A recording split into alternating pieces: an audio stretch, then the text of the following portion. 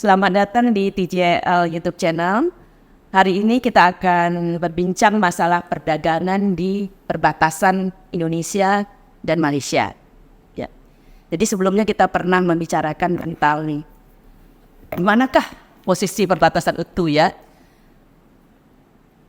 Pembangunannya itu bagaimana dan sebagainya. Dan kali ini kita membicarakan tentang perdagangan. Ya. Nah, kali ini saya bersama dengan Ibu Nurul Bariah, ya. Jadi kami masih tetap membicarakan tentang terkait dengan perbatasan, tapi kali ini adalah perdagangan. Jadi kalau di perbatasan itu, perdagangan itu sebenarnya terdiri atas dua, ya kan? Perdagangan internasional yang mencakup ekspor dan impor, di mana prosedurnya itu adalah melalui salah satunya ya, menggunakan form pemberitahuan ekspor barang untuk ekspor dan pemberitahuan impor barang untuk impor ya. Itu perdagangan internasional ya. Informal gitu ya. Formal. Kemudian ada lagi perdagangan tradisional. Perdagangan tradisional itu hanya berlaku bagi penduduk yang tinggal di kecamatan perbatasan. Nah, kecamatan perbatasan itu sudah ditentukan oleh pemerintah ya. Kecamatan apa yang langsung berbatasan. Nah, itu berdasarkan kesepakatan dari kedua negara, di mana batasnya untuk saat ini ya, Rp600 per orang per bulan. Ya. Jadi karena dianggapkan mereka tidak selalu mudah untuk pergi ke bagian Indonesia, sehingga perlu ada diberi aturan seperti itu. Masalahnya sekarang adalah ya, perdagangan internasional yang terjadi hanyalah untuk ekspor. Ya. Itu sejak ada kasus yang dihadapi oleh Bea Cukai Etekom. Jadi masalah peraturan, katanya Entekom belum ditetapkan sebagai kawasan pabean, sehingga tidak boleh melakukan kegiatan perdagangan internasional. Malah ada dituntut hukum tuh, tidak selesai itu ya. Jadi ada memang, tapi ada juga peraturan yang membolehkan, tapi itu khusus hanya untuk perdagangan di perbatasan gitu. Jadi ada katanya di situ dikatakan menurut Mahkamah Konstitusi itu ada peraturan yang multitafsir gitu ya. Nah, dulunya saya masih ingat juga tuh dulu jangan ya, ada tuh data tercatat itu kita sebut ekspor impor sejak berdirinya Entekom lah ya. Sejak ada Pelabuhan Entekom itu ada ekspor impor, ada juga perdagangan tradisional. Tapi itu berhenti pokoknya beberapa hari sebelum COVID lah itu ya, berhenti ya. Tetapi ekspornya itu terus ada karena mungkin Malaysia tidak mempermasalahkan, sementara di Indonesia mempermasalahkan. Jadi ekspor ini ada di PLDN Entekom dan di PLDN Badaud. Ekspor. Impornya sendiri hanyalah berdasarkan kuota sesuai dengan aturan untuk perdagangan tradisional. Seperti itu. Hanya kan kita bertanya ya, di Pontianak inilah ya, di beberapa tempat kita lah gitu ya. Ternyata produk-produk Malaysia itu juga cukup banyak ditemukan, yaitu lewat mana gitu kan. Nah, jadi Ibu Nurul sebagai pengajar di mata kuliah perdagangan internasional itu coba jadinya bagaimana ya. Kasih Bu Tuti. Jadi memang kalau internasional, perdagangan internasional tuh kalau bahasa Inggrisnya kan international trade ya. Yeah. Trade itu kan artinya pertukaran kan, tukar gitu. Artinya memang tidak hanya satu pihak ya, tidak hanya satu arah. Misalnya ekspor saja atau impor saja secara teori kan tidak mungkin ya. Bagaimana dia bisa membayar impor kalau dia tidak ekspor gitu kan, seperti itu ya, makanya harus ada trade-nya. Nah, terkait dengan situasi di Etikong ini sebenarnya ketika dulunya seperti Bu Tutik bilang ya, ada memang ekspor impor. Nah, kemudian pada tahun 2008 kalau saya tidak salah ya, itu ada keluar peraturan Kementerian Perdagangan itu yang menetapkan bahwa pintu masuk untuk barang-barangnya sudah di-list ya. Itu hanya melalui pintu A, B, C gitu. Termasuk misalnya Tanjung Priok apa, dan Etikong itu tidak termasuk di dalamnya. Nah, sehingga dianggapkan bahwa ini berarti tidak diperbolehkan gitu untuk menerima barang tersebut. Dan setahu saya setelah itu aturan-aturan itu diperbarui terus, bahwa ternyata masih belum, dan mungkin ada lagi aturan-aturan baru yang menjadi pertimbangan bahwa ini belum dibolehkan. Tapi memang situasi ini jadinya tidak imbang ya, dan mungkin tidak akan bisa berkelanjutan dalam jangka waktu lama kalau memang hanya satu arah ya. Udah lama ini kan, dan cukup lama ya, udah lebih dari 10 tahun ya. Jadi bisa jadi nanti pada saatnya Malaysia juga tidak akan bersedia gitu ya menerima barang dari kita karena tidak mendapatkan devisa dari kita kan, kita aja yang mendapatkan devisa dari mereka. Kalau terkait barang-barang Malaysia ya, sebenarnya barang-barang Malaysia itu kan boleh ya dibeli oleh masyarakat perbatasan kan, dalam konteks perdagangan tradisional, benar ya.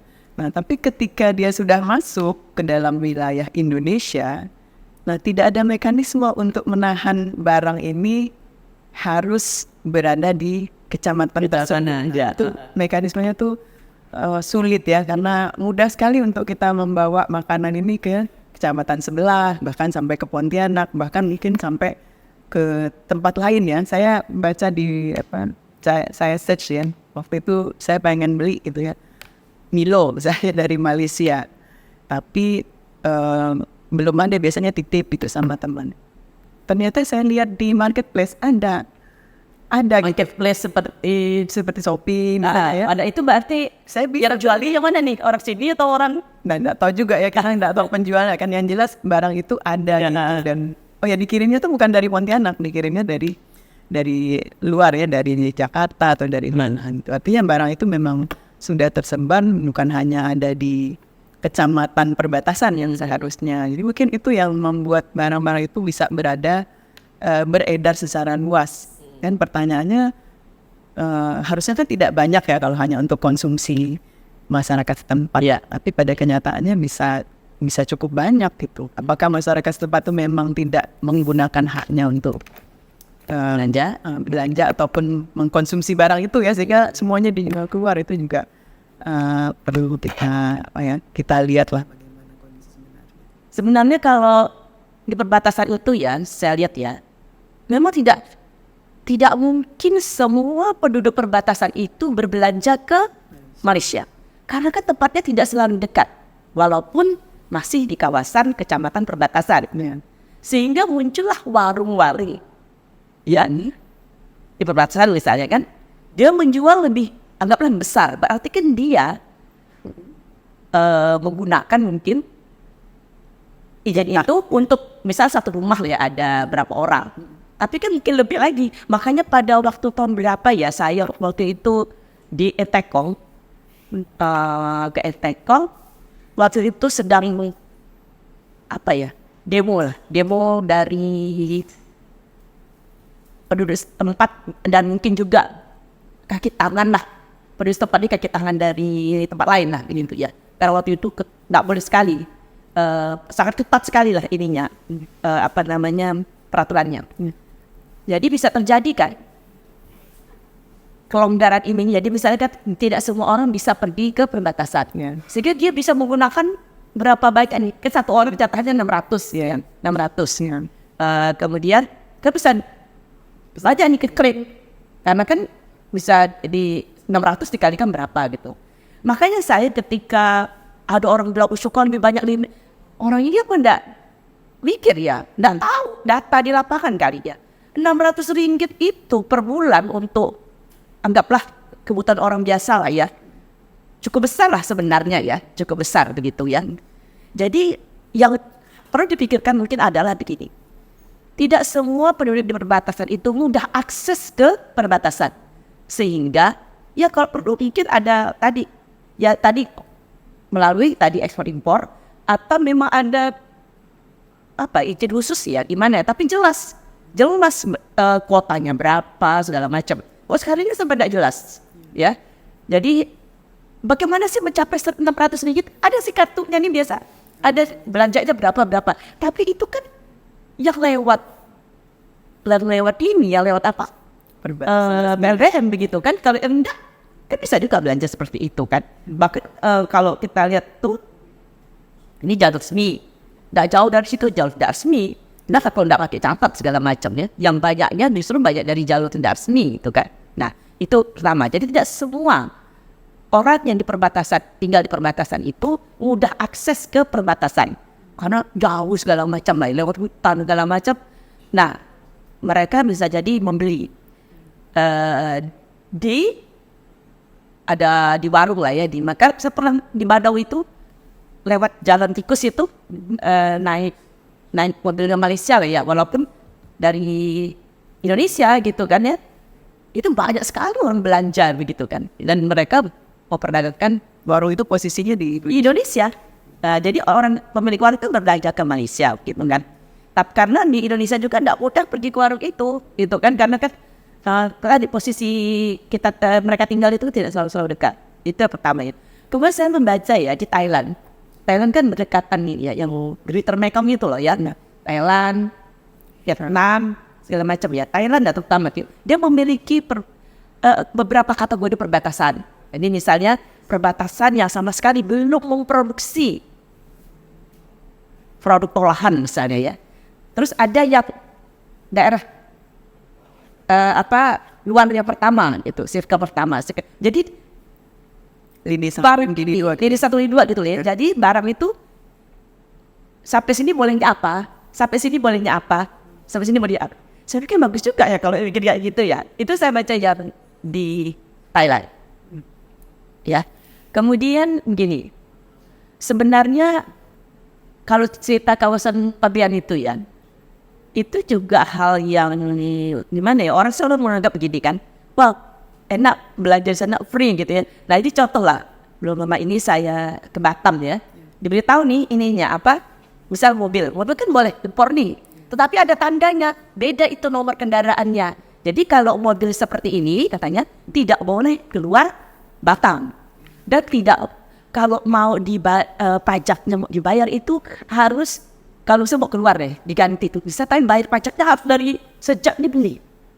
Nah jadi sebenarnya aturan seperti itu kan orang kan mungkin tidak lihat ya, kalau kecuali mungkin tinggal di situ gimana sih aturannya seperti itu. Nah itu, dan selain itu memang mungkin posisi Batam itu lebih mudah mengontrolnya lah dibanding di Indonesia karena pulau ya. Ya karena pulau, dan Singapura sangat ketat dibandingkan ya Malaysia lah. Malaysia lebih banyak istilahnya saling pengertian, saling pengertian tanda kutip lah ya. Jadi kalau kita lihat di sini ya, perdagangan tradisional itu terjadi juga di PLDN resmi. PLDN resmi itu adalah PLDN internasional. Di Kalimantan Barat PLDN internasional kan hanya di Tekong, Badau, dan Arut.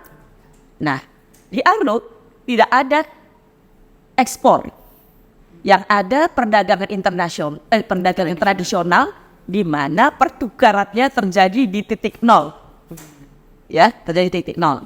Jadi mereka dari Indonesia bawa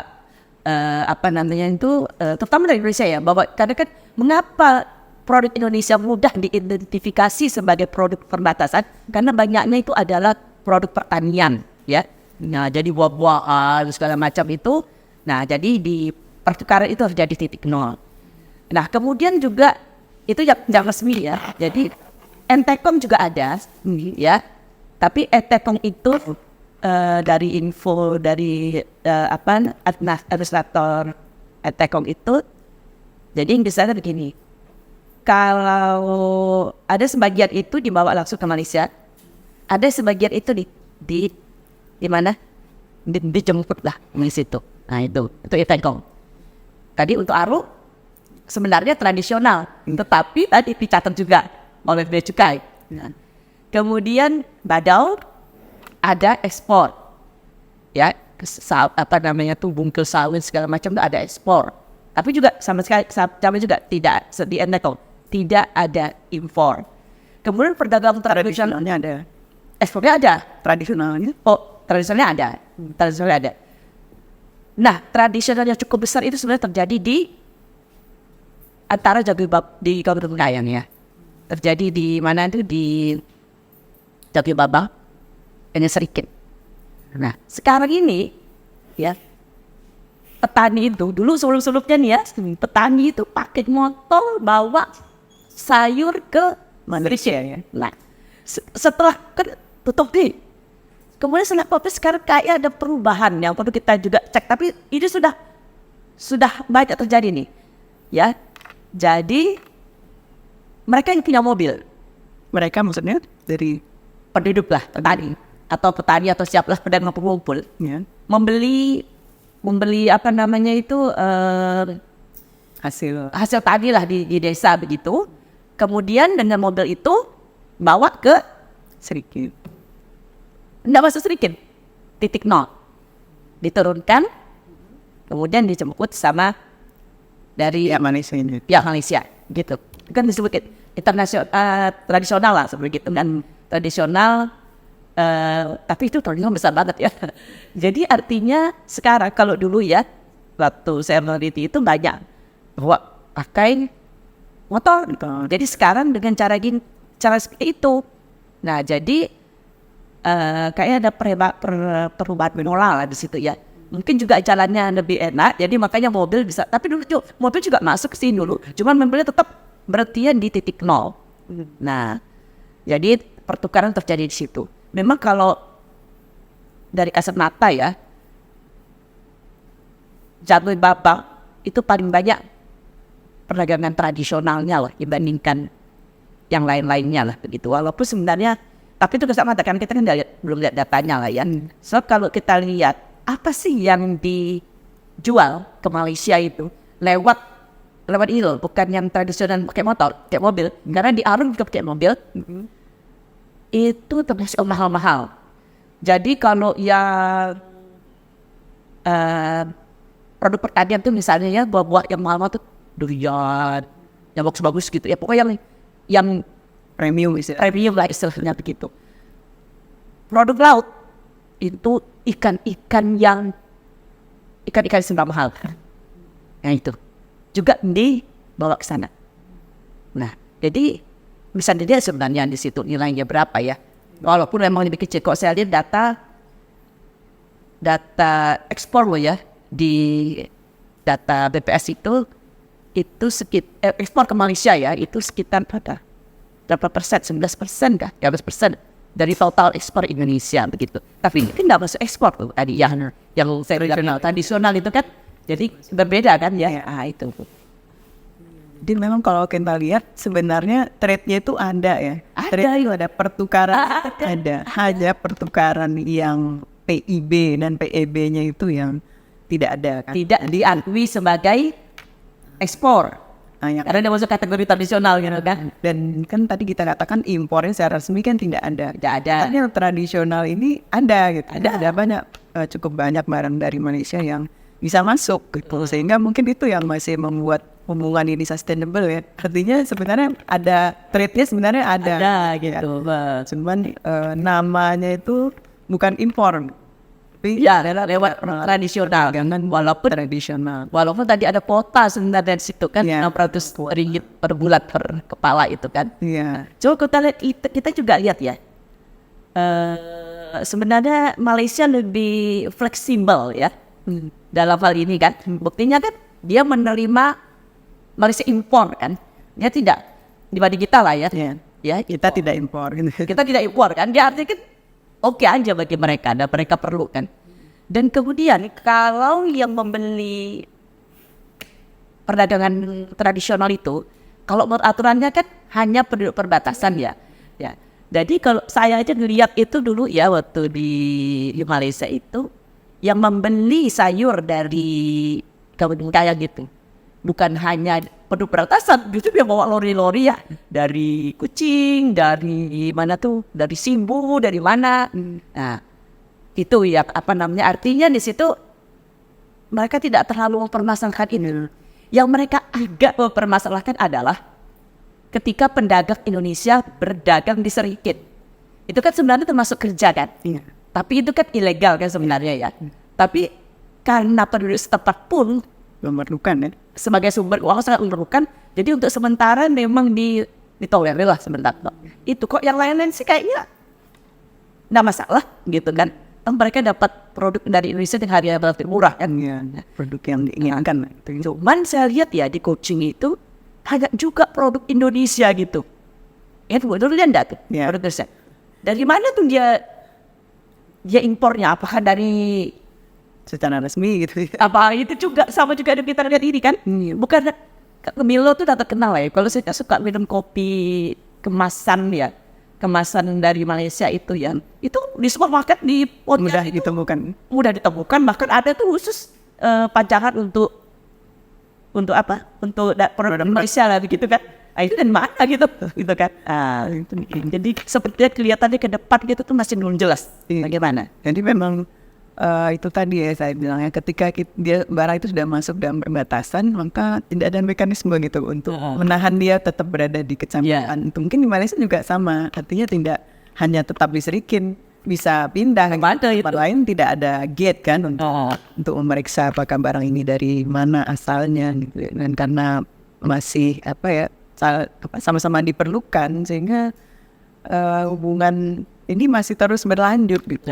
Masih dianggap sama-sama menguntungkan. Kalau yang setahu saya, kalau misalnya kita sama-sama memproduksi barang yang sama ya, kita tidak boleh mengimpor barang itu gitu.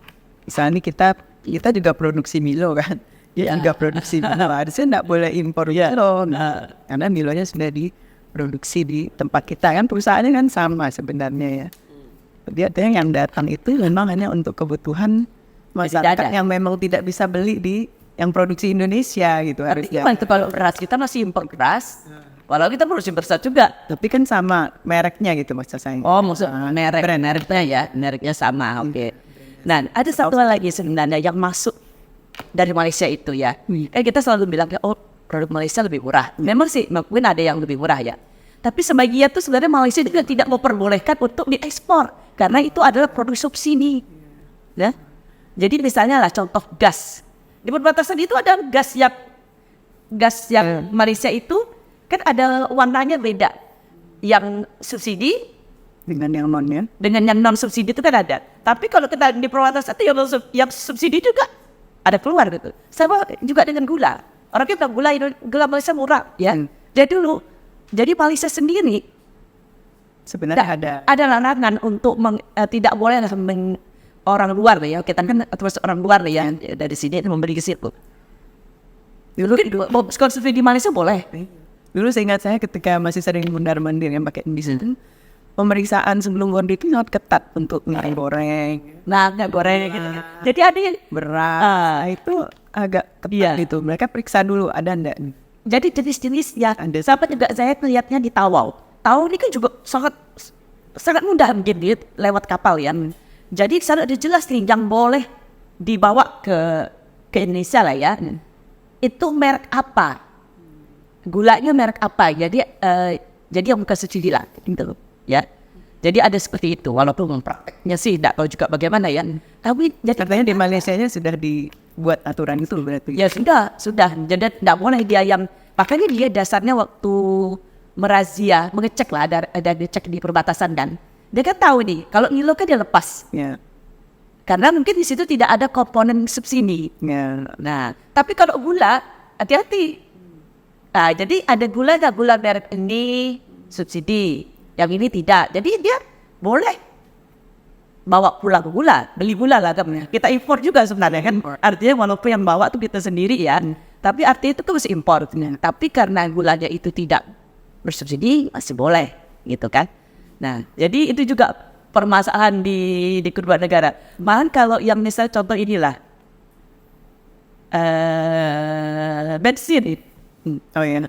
Nah, bensin ada loh aturannya pada saat di mana ya di Ibu mereka apa ya? Tidak boleh isi di yang pom bersubsidi. bensin yang seperti itu gitu. Jadi ada ya karena kan, apalagi mereka mungkin harganya lebih murah kan, dan nanti yang menggunakan. Bis-bis besar ya nanti. Tapi saya juga pada warga negara Indonesia yang statusnya seperti apa begitu kan? Kalau udah warga negara Indonesia tinggal di sana boleh. Tapi kalau gimana ya nggak tepat. Jadi tidak mudah dari artinya hubungan internasional itu ya mobilitasnya sangat tinggi lah antar mereka itu memang sangat tidak mudah lah untuk mengatur hal seperti itu ya. Nah itu. Nah. Jadi kemana ke depannya ini kira-kira? Ya memang untuk lebih mudah mengontrol itu idealnya impor ekspor ya, karena dia tercatat dengan jelas. Jadi kita tahu juga nih berapa devisa kita mengalir keluar, ya berapa yang masuk. Namun demikian kita juga tahu bahwa perbatasan ini kan daerah yang unik ya, daerah yang unik. Jadi tidak bisa juga kita lantas harus impor semua nih, baru nanti didistribusikan dengan baik gitu. Itu juga jadi PR. Jadi memang tadi harus ada list tadi menurut saya bagus juga, ada pembedaan yang jelas gitu. Mana nih barang yang boleh ya, mana barang yang tidak boleh, mana barang yang hanya boleh beredar di suatu lokasi. Jadi perlu ada juga pemeriksaan seperti razia tadi. Seperti bilang ya, dulu seingat saya di Pontianak itu sering razia. Karena dulu waktu anak saya masih kecil saya juga menggunakan susu formula dari Malaysia ya. Nah itu pernah beberapa waktu itu hilang dari pasar. Jadi saya tanya kenapa, oh tidak boleh katanya. Ada razia. Tapi nanti ada lagi gitu ya. Jadi mungkin perlu juga ada upaya yang berkelanjutan untuk memastikan bahwa memang tujuan pedagang tradisional itu tercapai gitu untuk memenuhi kebutuhan masyarakat setempat. Sedangkan kalau misalnya kita memang memerlukan yang lain di luar lini 1, lini 2 itu ya berarti melalui mekanisme impor. Iya. Sebenarnya tadi saya bilangnya Malaysia itu sebenarnya bukan hanya melarang produk tertentu untuk diekspor, tapi juga untuk impor. Saya jadi masih ingat ya dulu kan ke perbatasan itu sampai ngecek gitu ya, aturan-aturan itu ditempel loh ya. Jadi Malaysia itu melarang misalnya impor batik. Nih, terutama kan itu loh yang dibawa pedagang-pedagang lewat Jaki Babang itu. Kan dia banyak jualan di mana? Di Malaysia. Nah itu sebenarnya harusnya tuh kalau batiknya merek ini tidak boleh masuk. Tidak tahu, maksudnya punya alasan-alasan untuk ya. Ada beberapa barang lah dibuat. Jadi dia buat aturan seperti itu. Tidak tahu lah Indonesia punya enggak aturan seperti itu ya. Ya jadi ya, boleh masuk misalnya. Negatif list istilahnya. Ya gitu. Kalau misalnya untuk impor itu ya tidak boleh itu yang mana begitu kan. Yang ekspor itu yang tidak boleh yang mana. Nah seperti itu dah. Jadi mungkin kedepannya memang perlulah ya. Jadi selama ini memang tidak imbang lah. Walaupun pada prakteknya ada perdagangan, tapi kalau kita lihat ekspor itu memang ada, impor itu masih dilarang. Tidak ada lah ya gitu. Tapi kita juga mudah juga mendapatkan produk-produk Malaysia yang kita tidak tahu dari mana ya. Nanti mungkin kedepannya dia juga bisa berdampak karena jumlahnya kecil ya, jadi dia tidak terasa dampaknya kepada perekonomian daerah ya. Berbeda misalnya kalau mungkin konveksi seperti itu ya. Nah tapi bagaimanapun perdagangan internasional dan tradisional di perbatasan itu memang perlu dibicarakan lebih lanjut dan perlu juga memahami situasi daerah sehingga keputusan itu bisa saling menguntungkan bagi kedua belah pihak sehingga menjadi sustainable dan kesejahteraan penduduk di perbatasan pun akan jadi lebih baik. Impactnya yang penting ya bagi masyarakat tuh ada jadinya. Ya seperti itu. Baik, itu saja. Terima kasih Ibu Nurul. Semoga kita nanti ke depannya akan bisa berbincang lagi masalah perbatasan untuk topik yang lainnya. Siap, Asyal.